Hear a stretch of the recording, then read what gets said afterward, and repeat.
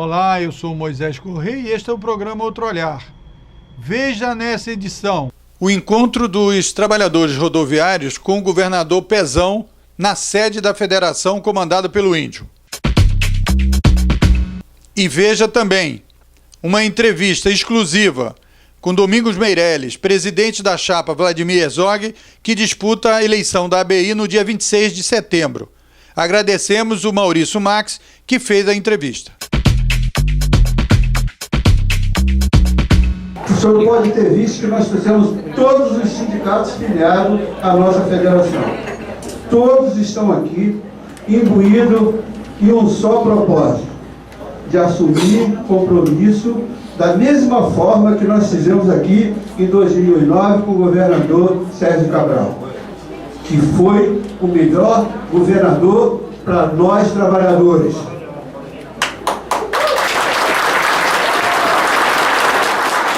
A nossa categoria estava massacrada pelo transporte clandestino, o desemprego na nossa categoria era grande, tá? A ponto da federação várias vezes teve que deslocar vocês lá do interior para a gente conseguir fazer movimento aqui no Rio, na porta do Palácio, que nós não éramos recebidos pelo então, hoje candidato, Garotinho.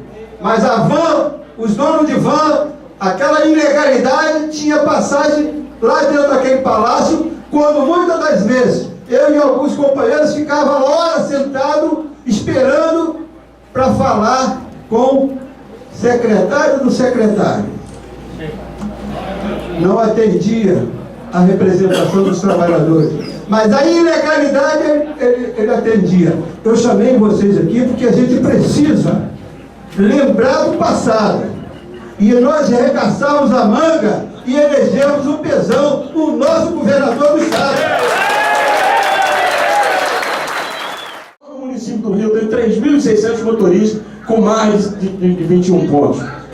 Pode notificar a Prefeitura do Rio, ela não vai comprovar que mandou notificar, que abriu um prazo devido que o Código manda para que ele fizesse a sua defesa. Por quê?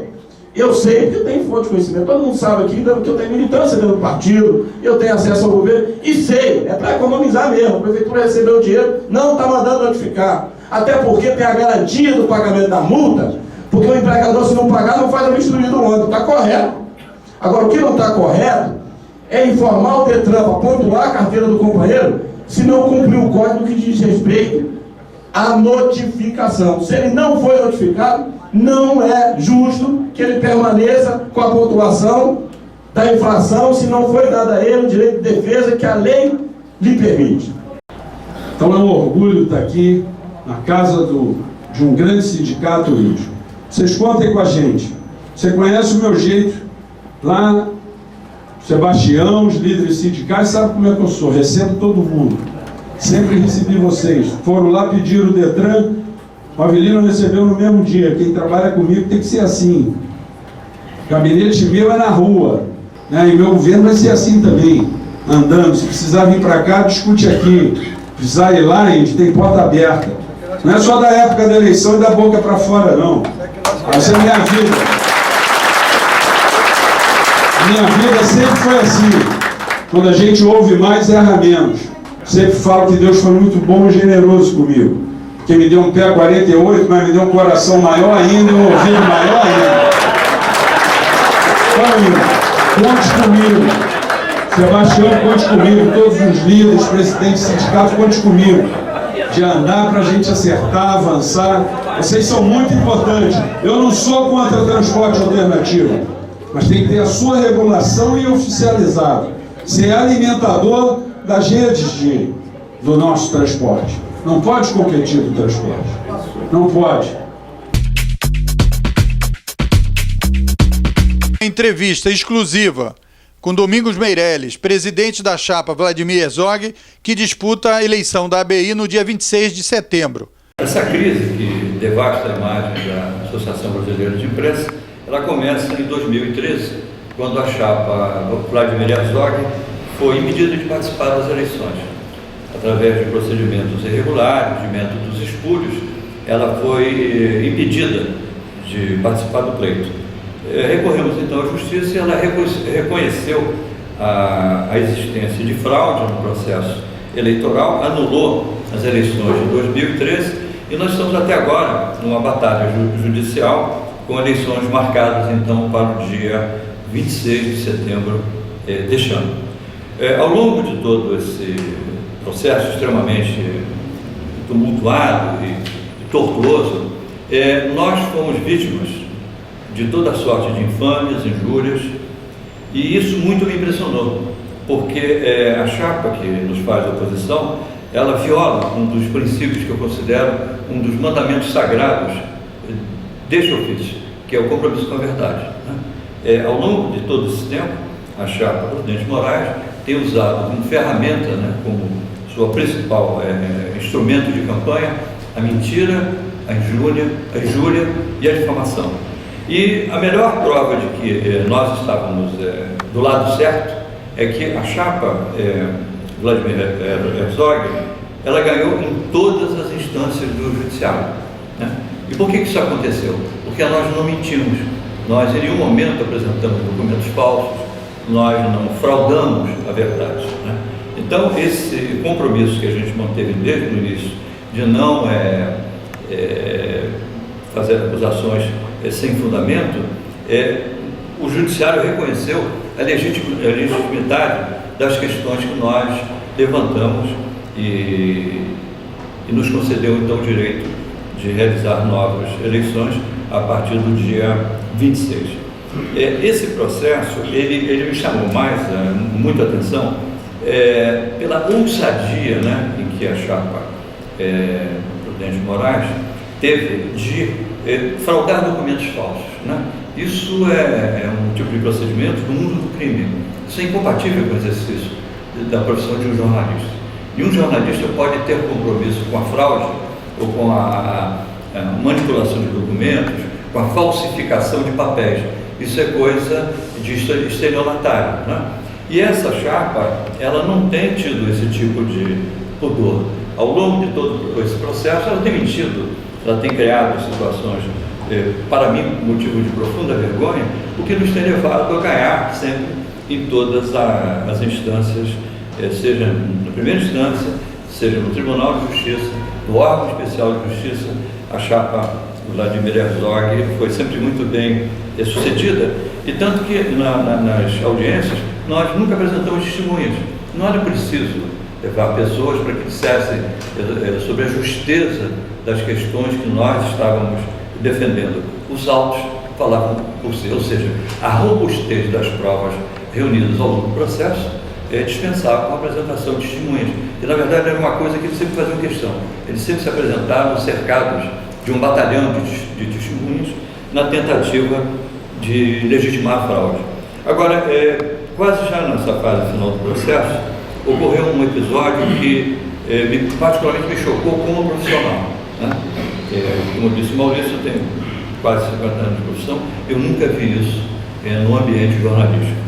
Eles tiveram a ousadia de apresentar em juízo um documento falso, um documento fraudado, né?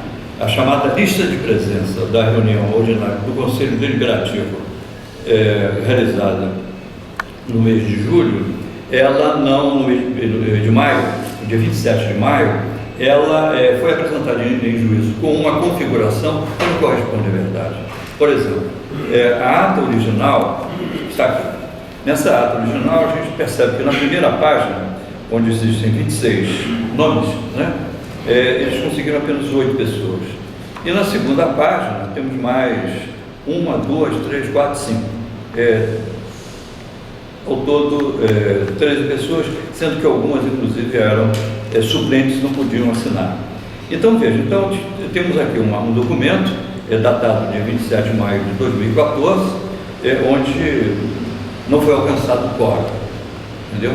Não foi alcançado o quórum. Um documento que eles anexaram em juízo, né? Só que logo em seguida eles apresentam um outro documento onde eles mudam essa configuração. Eles apresentam então uma outra lista de presença, né? que é essa aqui, do mesmo dia, só que eles cometem uma série de atos falhos na apresentação. Primeiro, eles apresentam 27 nomes, enquanto que na outra lista nós tínhamos um número bem menor de conselheiros presentes. E aí então a coisa começa a complicar, porque essa lista ela não segue o padrão. É fácil verificar de que, primeiro, ela não está em ordem alfabética, são assinaturas escolhidas de forma aleatória e chegando a 27 nomes, né?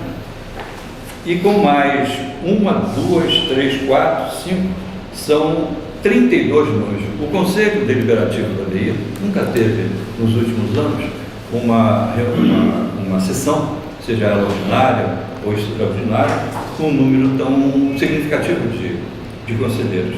Então, como é que isso foi possível? Nessa lista, nessa primeira página da lista, eles cometeram uma série de erros. Eles esqueceram, por exemplo, de colocar a data, né? Que é dia 27 de maio. Eles esqueceram de colocar a data. E ela seguiu um padrão que não é o padrão adotado nas sessões do Conselho, que são assinaturas por ordem alfabética. Então, na outra página, a gente pode perceber que eles anexaram uma outra página onde as assinaturas são por ordem alfabética, né? Então, para eles atingirem o quórum que eles precisavam, eles fraudaram a primeira parte do documento e anexaram a segunda folha, que é uma folha realmente verdadeira. Bom, então isso nos levou a fazer uma denúncia de litigância de má-fé e pedindo que a juíza solicitasse ao Ministério Público a abertura de um inquérito para investigar esse crime. Sim, porque apresentar documento falso em juízo é um crime previsto pelo Código Civil e pelo Código Penal. Então, o que mais nos choca é também a composição dessas assinaturas. Por exemplo, além de ser uma lista apresentada com nomes de forma, com assinaturas de forma aleatória, ele registra também a presença de pessoas em duplicação de assinaturas. Muitos que assinaram nessa página, aquela coisa do assodamento, né? Assinaram também na outra página. E eles não perceberam isso. Isso é fraude. Isso é uma fraude, isso é crime. E foi até o Dr. Jansen, que é o nosso advogado, quem percebeu essa falha, o que nos levou a entrar com uma petição pedindo que o Ministério Público tomasse as providências próximas. Eu até gostaria que o Dr. Jansen desse uma explicação, porque isso particularmente muito me impressionou, né? A fraude, né? Eu acho que o jornalista, tudo é um limite, né? Eu acho que uma campanha eleitoral, ela tem que seguir certos princípios. Ela não pode se transformar num campo de batalha, né? Tendo como normas a selvageria, a mentira, né? Eu gostaria que o Dr. Jansen fizesse algum comentário sobre esse episódio, exatamente. Foi, além do aspecto penal que foi abordado, há um aspecto até na questão processual, em que nós entramos com um incidente de falsidade, quer dizer, um nome técnico para esse caso, nós entramos com um incidente de falsidade, justamente para apurar todos esses elementos que o Domingos acabou de narrar.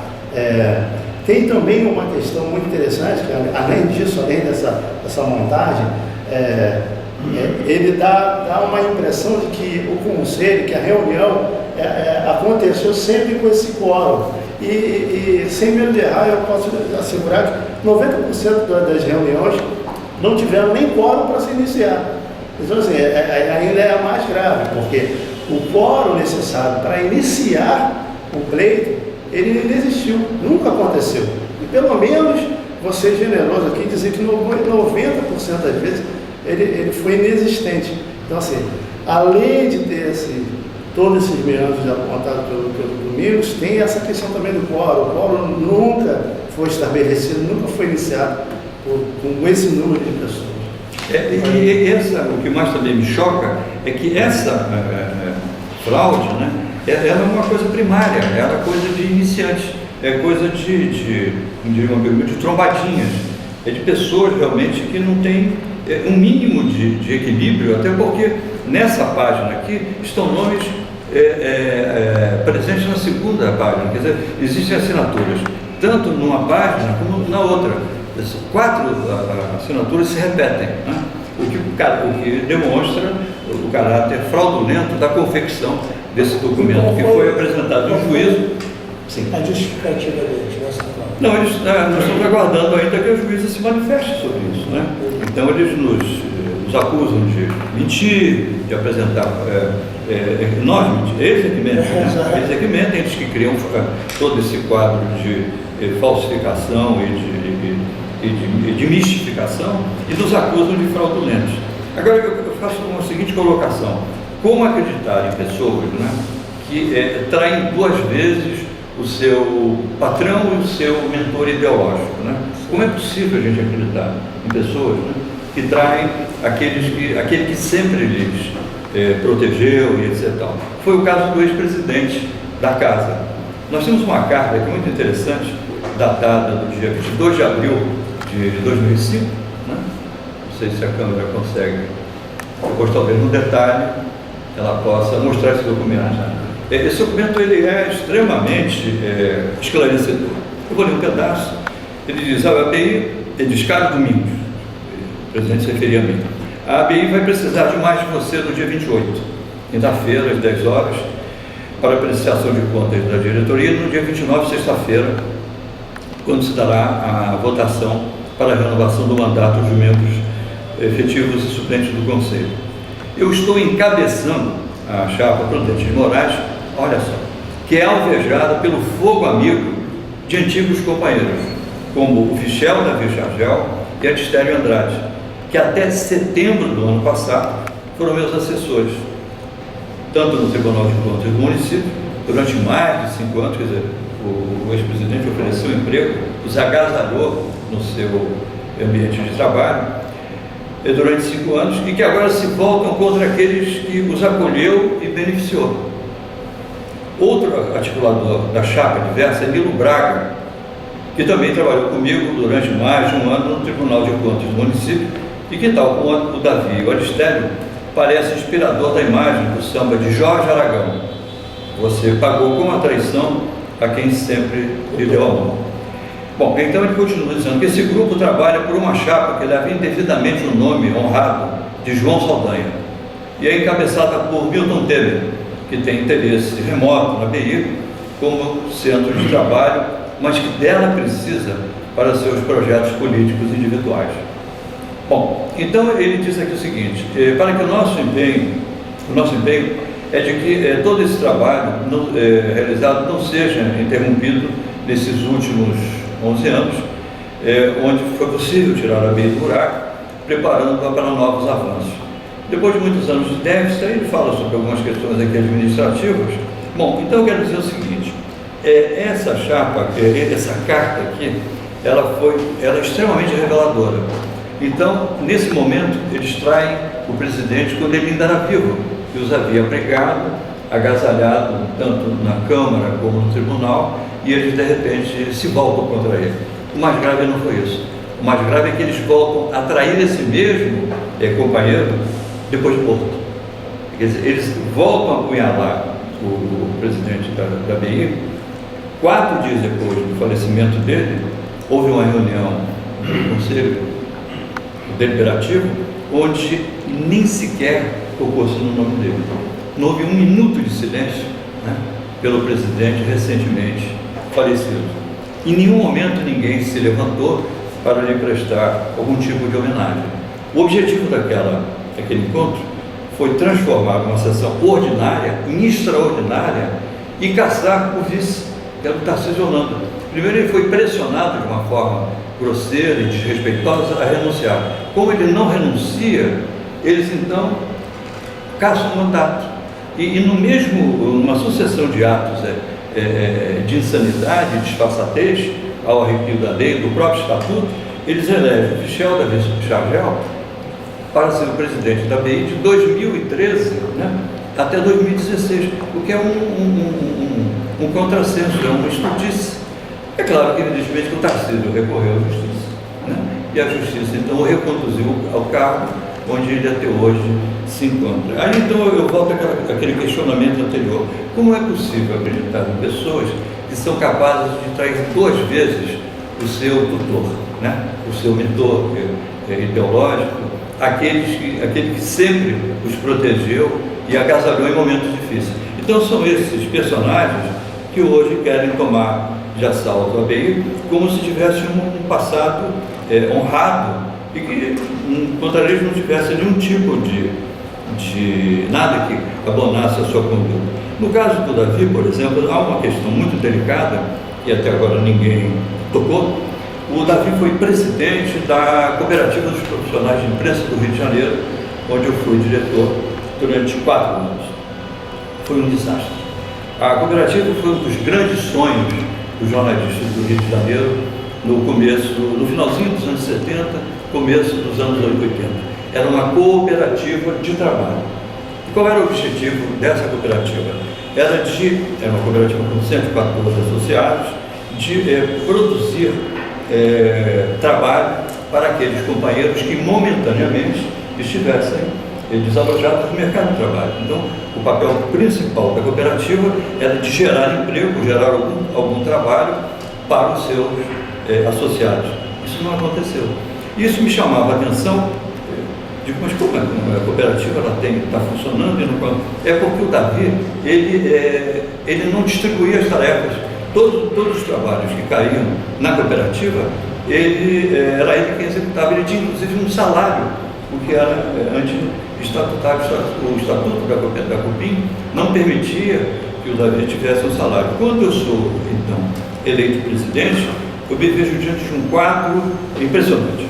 A cooperativa devia a Light, tinha vários aparelhos de telefone cortados.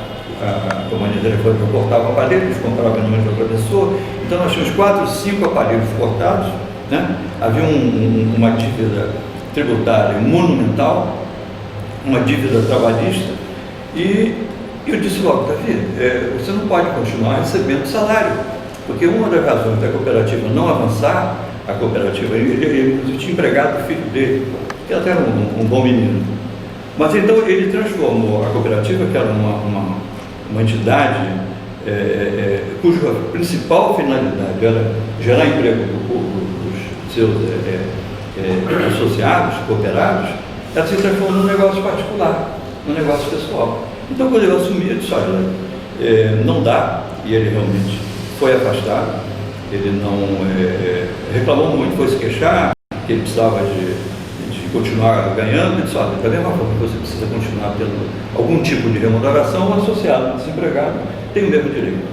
Bom, na minha gestão eu consegui resolver todo o passivo tributário, trabalhista, né, e as dívidas que tínhamos com os fornecedores e também com as empresas concessionárias de serviço público, Light, né, luz, telefone, etc.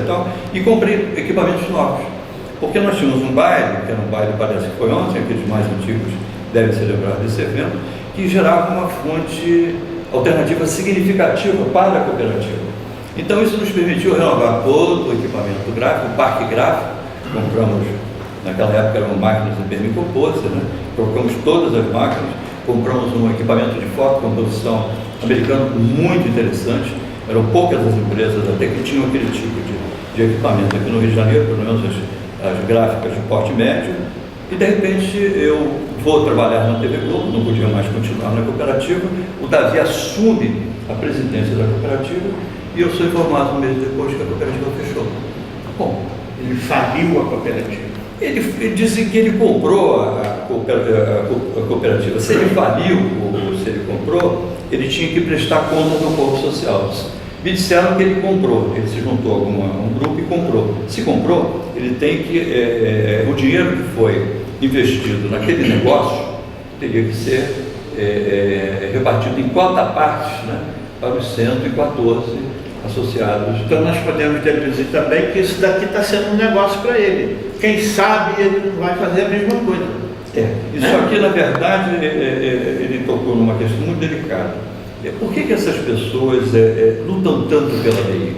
A ABI, para mim, eu tenho um caso de amor com a ABI, é uma coisa antiga, eu vim para cá muito jovem, tive a oportunidade de conviver com figuras extraordinárias aqui, quando eu trabalhava na Última Hora, e eu sempre tive muito respeito e admiração pela casa.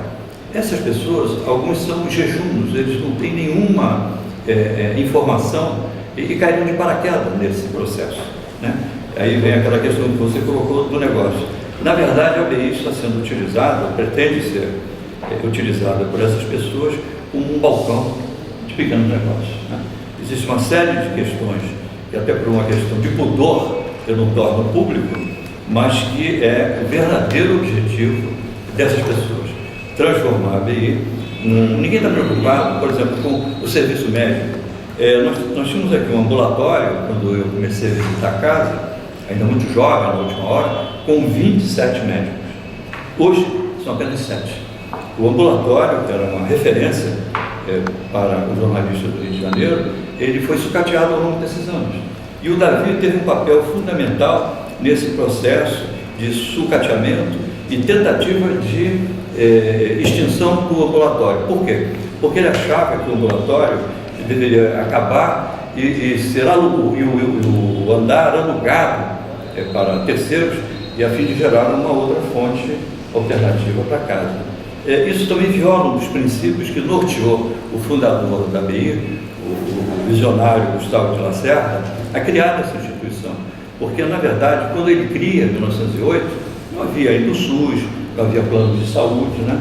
Então, um dos objetivos do Gustavo de Lacerda era de transformar a ABI numa casa que oferecesse aos jornalistas todo tipo de proteção, inclusive na área médica, social, né? E também em defesa da liberdade de imprensa, da liberdade de expressão e pensamento. Então isso me chocou muito, e um dos principais compromissos da chapa do Vladimir Herzog é de revitalizar o ambulatório, né? Contratando vários médicos. Nós já entramos em contato com a Universidade Estácio de Sá, que comprou a Faculdade de Medicina da Gama Filho, para que eles tragam os médicos para cá. Nós temos muito espaço, temos um espaço ocioso bastante significativo. Entrei em contato também com a Faculdade de Fisioterapia da Veiga de Almeida, e o Máriozinho, que é o diretor, é o dono, ele viu com muito carinho isso e disse que me daria uma resposta dentro de 15 dias sobre a possibilidade de nós também fazermos uma parceria, e eles trariam os alunos, né, para implantarem aqui tratamentos de RBG, pilates, alongamento, musculação, etc. E tal. Então, a nossa visão em relação à casa é de fazer com que ela apresente algum tipo, né, de benefício para o aposentado. Porque o jornalista, quando ele se aposenta, ele perde tudo, né? Ele perde inclusive a dignidade, ele perde o plano de saúde, ele perde o vale de transporte, ele passa a viver de um salário infame, né? Então a ABI, nesse momento, ela deve acolher e socorrer esse profissional que fica desamparado, né? Que passa a viver de uma aposentadoria infamante que lhe paga pelo Ainda governo. mais porque a ABI é a casa do jornalista. Ainda mais que a ABI é a casa. E esse foi o espírito, né, que levou à sua criação, né, em 1908, por um conjunto de jovens repórteres no começo do século XX. Então, nós temos vários compromissos, entre eles eu dei um destaque especial à parte de assistência médica, que é uma coisa que muito me incomoda. Nós queremos também um programa de cestas básicas para sócios com dificuldades, que vivem algum momento difícil. A nossa ideia é ampliar esse programa de cestas básicas, e temos o nosso, para vocês terem uma ideia, nosso programa, nosso plano de gestão, ele tem 8 laudos, né? Ele contempla os mais variados aspectos na tentativa de tirar a ABI desse quadro, né, de abandono e de desídia em que ela foi colocada, né, por sucessivas administrações que, na verdade, tinham outros objetivos, que estavam completamente divorciadas dos interesses mais legítimos do seu corpo social. E eles mostram que não sabem administrar nada, né? Porque eles estiveram aqui um tempo e não fizeram nada. E vocês, um poucos meses que estiveram aqui, fizeram obras, endireitaram a área. Fala sobre isso. O Maurício levantou uma questão interessante. O Tarcísio Holanda, quando ele assume, né, ele passa a ser vítima de uma campanha infamante que eu nunca vi. Ele foi reconduzido ao cargo pela Justiça, né, que reconheceu o direito de substituir o presidente recentemente falecido. E o Tarcísio teve uma generosidade. Primeiro, ele restabeleceu a democracia interna da casa, né, e o princípio do colegiado. Então, ele distribuía tarefas. Foi um plano emergencial desenvolvido por ele e implantado pela diretoria. E eu fui honrado com a escolha do Tarcísio para tocar um conjunto de obras num curto espaço de tempo.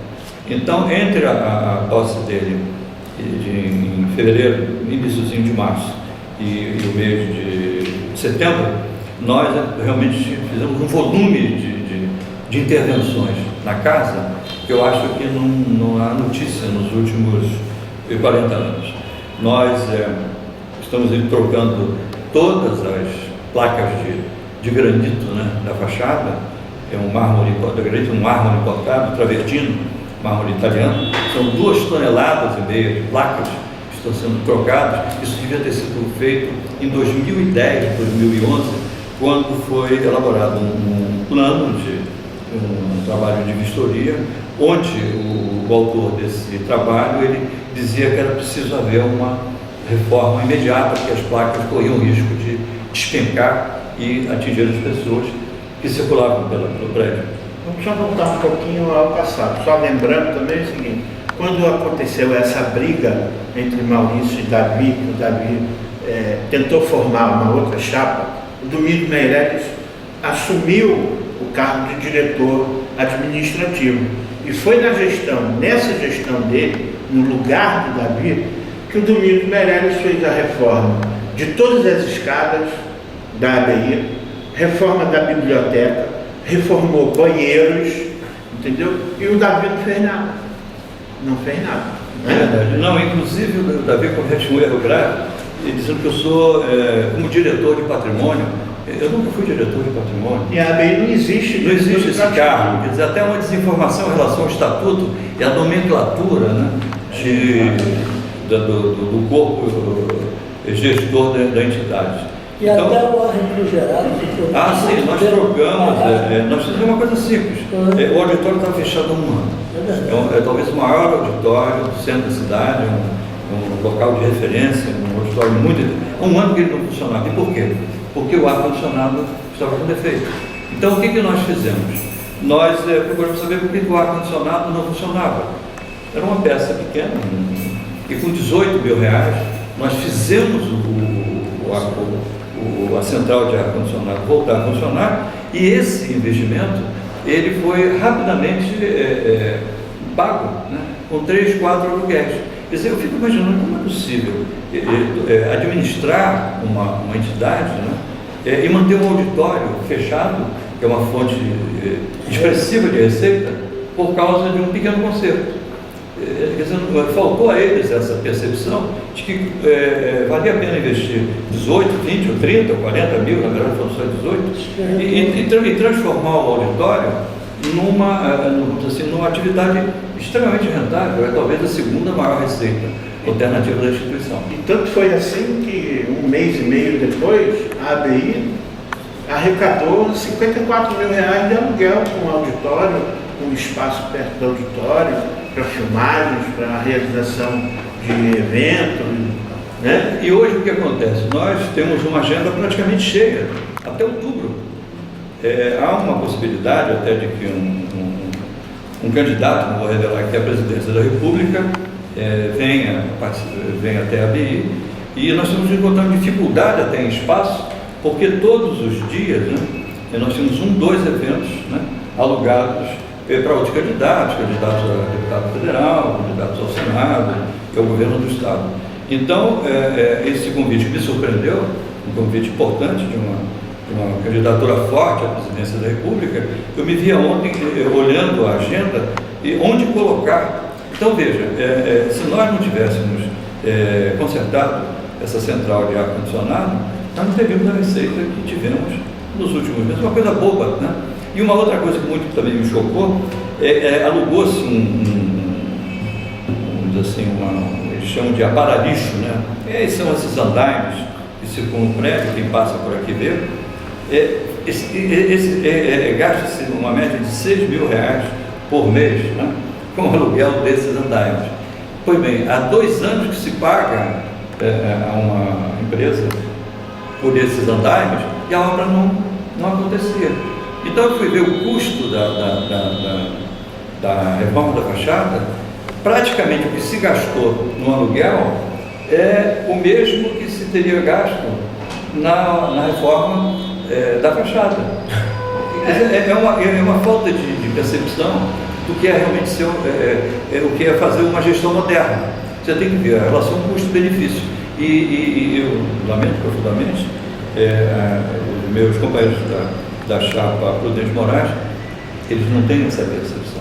O Capi, à frente da ABI, não fez nenhuma intervenção de obras aqui na ABI. Por exemplo, o elevador, que teve que ser feita a troca de cabos, estavam com os fios já arrebentando. Se demorasse mais 10 dias, segundo o técnico que veio fazer a troca, o elevador poderia despencar. Eu até sou testemunha do que o Raul acabou de dizer, por uma razão simples. Eu levei um puxão de orelhas do técnico, tinha vários funcionários executando esse trabalho de troca dos cabos, e ele me responsabilizou. Disse, olha, o senhor é responsável, eu não me conhecia direito, como é que o senhor deixa esses cabos chegarem a esse estado? O risco desse elevador despencar. O senhor, desculpe, eu não tenho nada a ver com isso, o senhor está aqui porque eu tomei a decisão de fazer a troca. Eu nem sabia que os cabos estavam nesse estado. Então isso mostra bem como a casa vinha sendo tocada, vinha sendo administrada nos últimos anos, né? Não havia nenhum interesse realmente em preservar esse imóvel, em dar a ele a dignidade, né, que a história da própria ABI, de uma certa forma, representa. Então nós temos um projeto de gestão muito grande, contempla os mais diferentes aspectos, né? E estamos agora sendo vítimas de uma campanha insidiosa, onde se usa a mentira, né, como a principal... Mentira, fraude e agora mais uma, compra de votos. O candidato a vice da outra chapa tentou comprar o voto de um candidato da nossa chapa, oferecendo para ele a diretoria da representação de São Paulo. E a chapa deles, o que eles fizeram então para conseguir formar a chapa? Eu fico imaginando que eles tenham fatiado a ABI para conseguir esses apoios. E ele diz muito, né, nesse e-mail que ele me reproduziu, né, que me encaminhou, ele disse, olha, eu respondi para o fulano e tal, que eu não estou à procura de empregos, eu estou querendo ajudar a ABI. Né? Quer dizer, olha, se um jornalista chega para o outro, diz, olha, eu te ofereço isso para você ir para a minha chapa, isso é inadmissível, né? Como você disse, é uma forma de fazer política que nós sempre condenamos no dia a dia, né, o exercício da profissão. Mas essas práticas, eles condenam só da boca para fora, porque na verdade eles utilizam métodos inteiramente inadmissíveis, inaceitáveis nos dias de hoje, ainda mais em se tratando de uma campanha onde se disputa o comando, talvez, da mais notável trincheira em defesa das liberdades, que é a ABI, que é também a mais longeva instituição da sociedade civil. E isso comprova que essa chapa não tem a mínima noção de administração, pelo que eles vêm mostrando, né? Porque eles já vieram antes e não faziam nada. Né? Não fizeram absolutamente nada. É uma questão de objetivo. Nós temos um compromisso, né? Nós temos um compromisso de resgatar o prestígio, né, que a casa teve no passado, né, ocupar esse espaço que ela perdeu na sociedade civil e de fazer com que a ABI caminhe em direção ao futuro. E veja, nós tentamos resolver isso de uma forma um pouco, talvez, apressada. Nós imaginamos uma eleição democrática onde todo o corpo social pudesse votar. A ABI não tem sócios só no Rio de Janeiro, ela tem sócios no Acre, ela tem no Amapá, ela tem em Goiás, Mato Grosso, em Brasília, enfim, ela tem sócios espalhados por todo o território brasileiro. Então nós imaginamos uma eleição, e aí como seria possível esse tipo de eleição? Através da internet, através do voto eletrônico. Contratou-se uma empresa em São Paulo, uma empresa qualificada, que inclusive organiza as eleições da Associação dos Funcionários do Banco do Brasil e de outras instituições, da Caixa Econômica, os funcionários da Caixa Econômica, e contratou-se essa empresa então para organizar esse processo de eleição através da internet. Nós fomos vítimas de todo tipo de acusação, que era uma fraude. Nós, na verdade, não estamos preocupados em permitir que o associado votasse. Nós estamos querendo era fraudar as eleições. Não, é nada mais do que legítimo, é mais do que justo. Se o sócio paga uma mensalidade, ele tem o direito de escolher, ele tem o direito de participar do processo eleitoral. E isso até é uma questão estabelecida pelo artigo 54 do Código Civil, é a chamada isonomia associativa, ou seja, todos os sócios têm os mesmos deveres e os mesmos direitos, independentemente se moram no Rio de Janeiro ou se moram no Acre. Então, a chapa Prudente de Moraes entrou com várias petições na Justiça do Trabalho, na Justiça do Rio de Janeiro, tentando mostrar que, na verdade, nós queríamos fraudar o processo eleitoral. Nós tínhamos oferecido uma outra alternativa, que era de fazer o voto pela internet, o voto pelo 0800, seria a opção pelo telefone, né? A pessoa digita 0800, coloca a sua matrícula e ele então votaria, escolheria a chapa, etc. E a terceira possibilidade era de que também os associados, né, votassem nas representações da ABI que existem em alguns estados, mas que foram, eu diria, desidratadas pelas antigas administrações, que na verdade queriam que o pleito fosse só realizado no Rio de Janeiro, que foi o que a chapa Prudente de Moraes fez. Elas eles sustentaram em juízo que não havia razão para ampliar o voto, que o voto tradicionalmente tinha que ser feito no Rio de Janeiro, sempre foi assim, como sempre foi assim. Quer dizer, então nós estamos querendo inserir uma instituição com 106 anos no século XXI, no futuro, a gente tem que alargar os horizontes, a gente não pode ficar só olhando pelo retrovisor.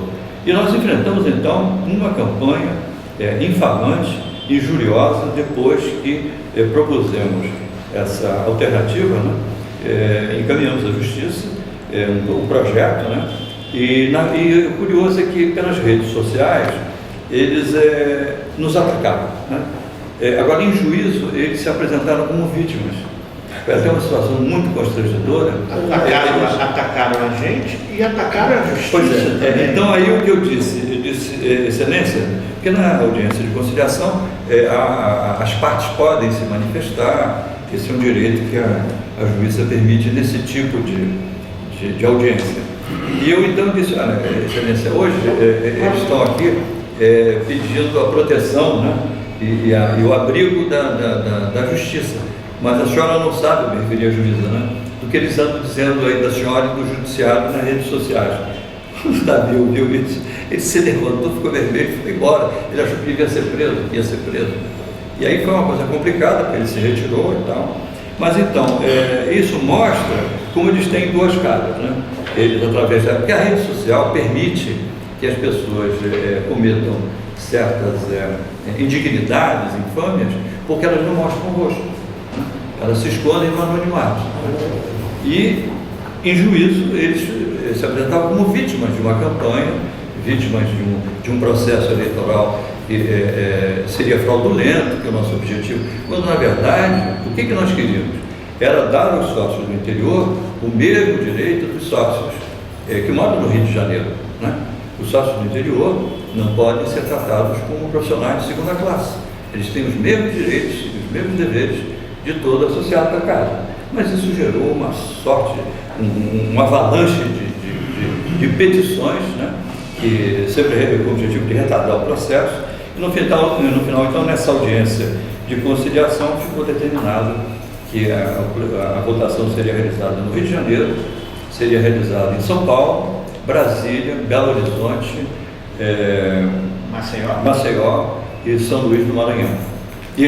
Mas eles não estão satisfeitos. Estão criando todo tipo de dificuldade para impedir que os sócios, que terão pela primeira vez na vida a chance de votar nessas representações, participem do pleito. Então eles têm criado toda sorte de casuísmo, de dificuldades, né, para que a eleição se limite, se restrinja única e exclusivamente ao Rio de Janeiro, o que é manter ali esse estado de indigência em que ela hoje se encontra. E é bom a gente esclarecer aqui que a votação eletrônica seria através de um aplicativo no site, onde o associado entraria com o número da sua matrícula, com o seu CPF e com um código que seria enviado pela empresa. Nem a diretoria, nenhuma das duas chapas iria saber desse código. E que hoje o avanço tecnológico ele permite que essa votação seja feita com 95% de garantia de que não vai haver fraude.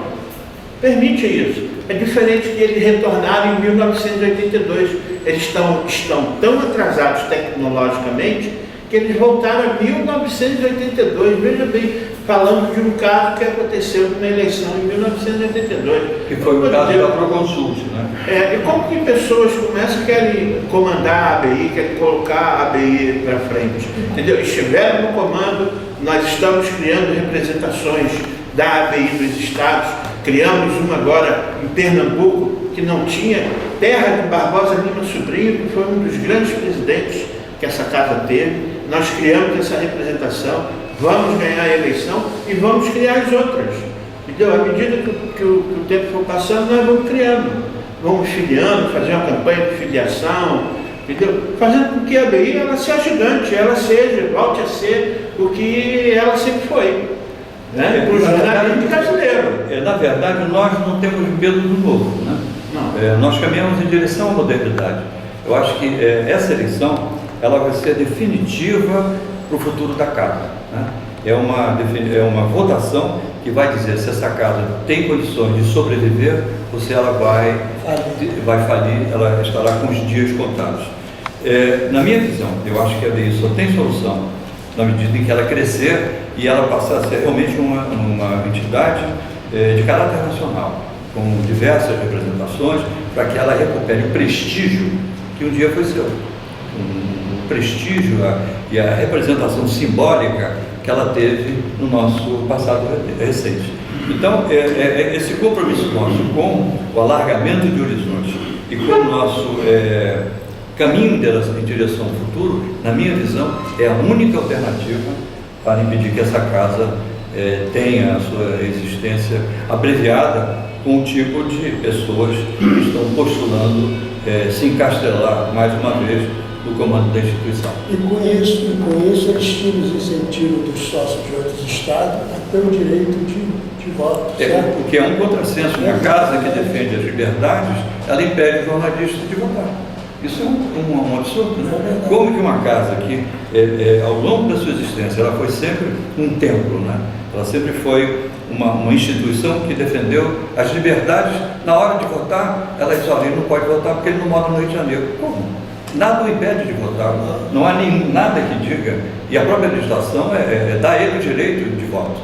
O princípio da isonomia associativa, ela diz que o associado, todo associado tem o mesmo direito. Se ele mora no Amapá, se ele mora em Macapá, ou se ele mora no interior do Rio Grande do Sul, ele tem o direito de votar.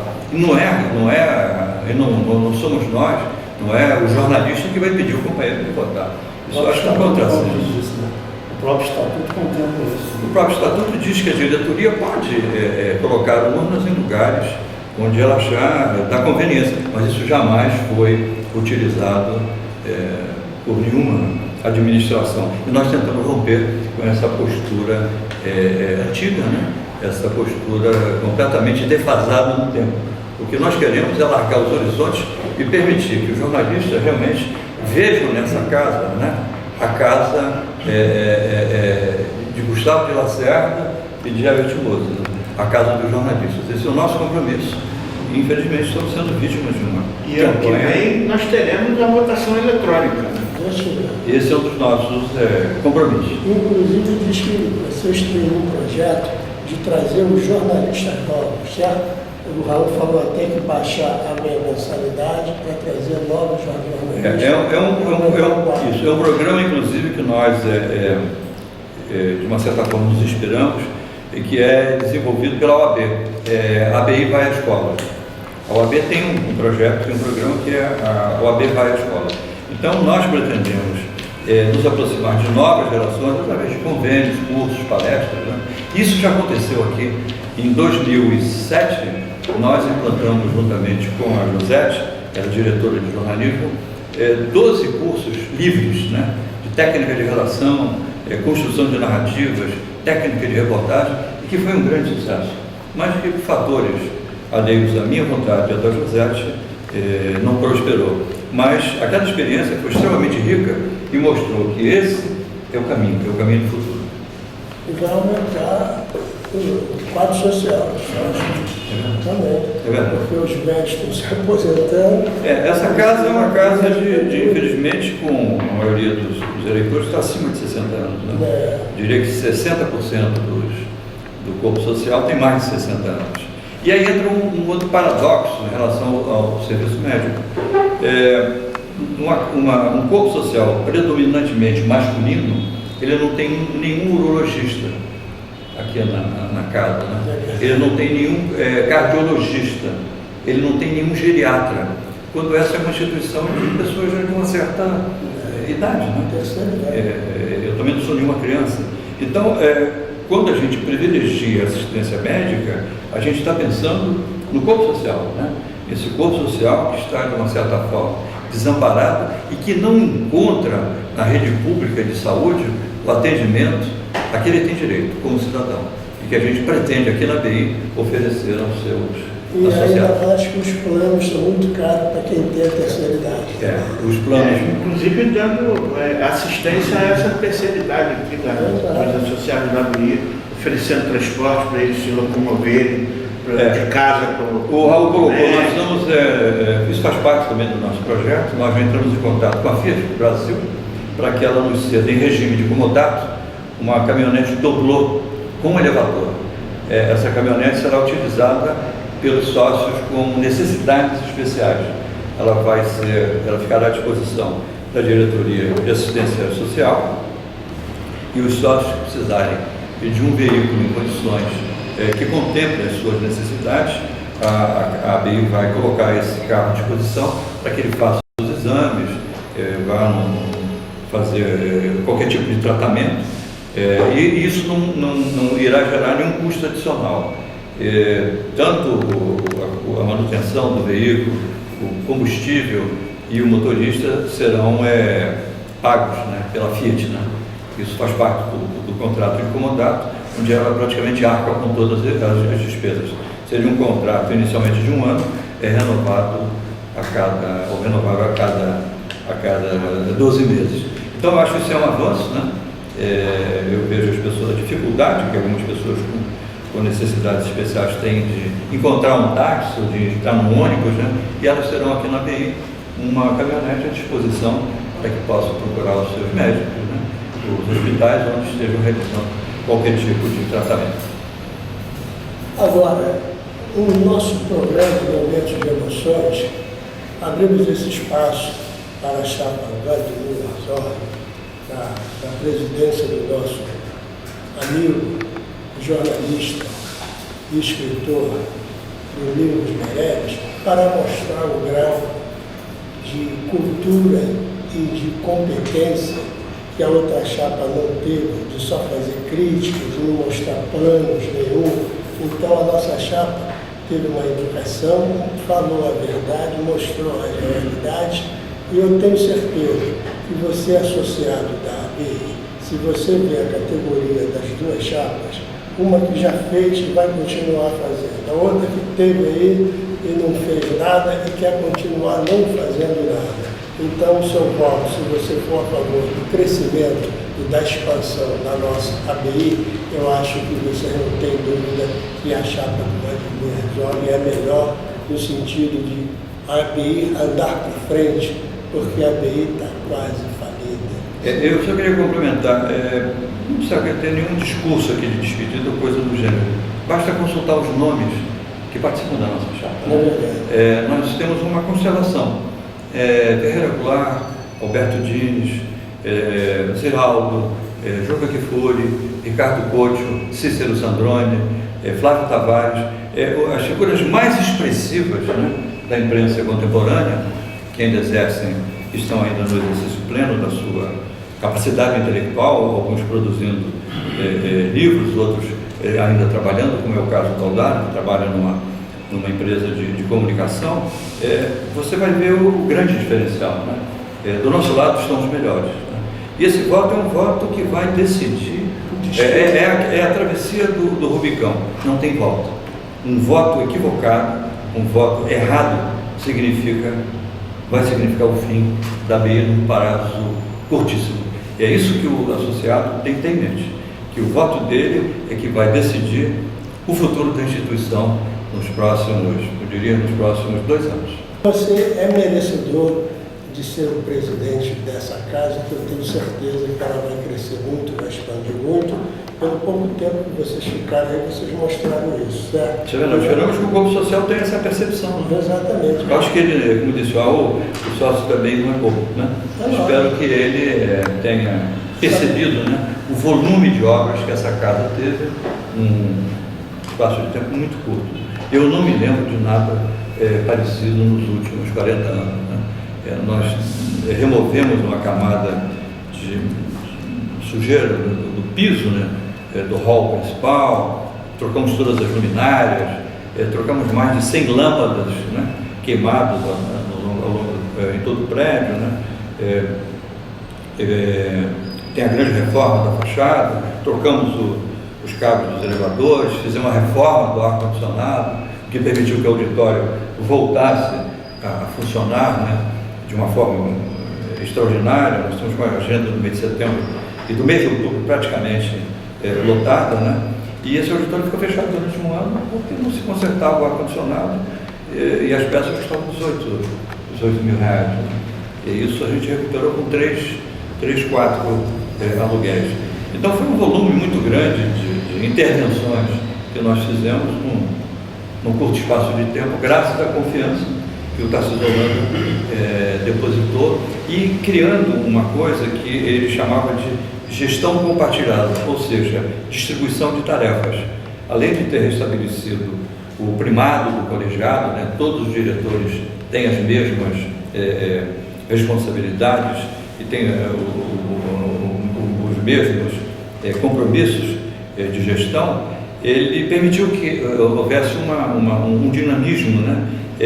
Ao contrário de gestões altamente centralizadas, que sempre foram a tônica da ABI nos últimos anos. Né? Inclusive mostrando que o fato dele morar em Brasília não impediu que essas obras, esse volume de obras fossem implementados aqui na sede da ABI. Porque ele delegava tarefa. Né? E isso eu acho que numa instituição democrática, né, o principal papel da diretoria ou do presidente é de delegar tarefas entre seus pares. Eu acho que nisso foi um grande mérito do Tarcísio, mesmo morando distante, mas ele era informado diariamente de todos os problemas que estavam acontecendo, as medidas que eram tomadas por mim, pelo Chidiaco, pelo Orfeu. Ele recebia um e-mail, um telefonema e dizia assim, ok, confio em vocês, toquem e tal. Então isso foi também um nível de confiança que ele depositou, que muito me honrou, e também os outros companheiros que fazem parte da atual diretoria e que estão disputando, né, as eleições pela chapa Vladimir Herzog. Então, muito obrigado pela oportunidade e vamos então ter um encontro com os eleitores da casa no dia 26 de setembro desse mês. E eu não fiz mais do que a minha obrigação de abrir esse espaço para você no nosso programa, porque você é merecedor e eu conheço o seu caráter e o seu valor em tudo que você faz com vontade, capricho, e você é um vencedor. Muito obrigado. E a outra chapa nossa que não tem um vencedor igual a você. quero avisar o nosso público que essa entrevista será passada no domingo, às TVC Rio, canal 6 da 10, no domingo às 19 horas, com reprise na quarta-feira às 15 horas. O Trolhar vai ficando por aqui. Até a próxima edição. Tchau.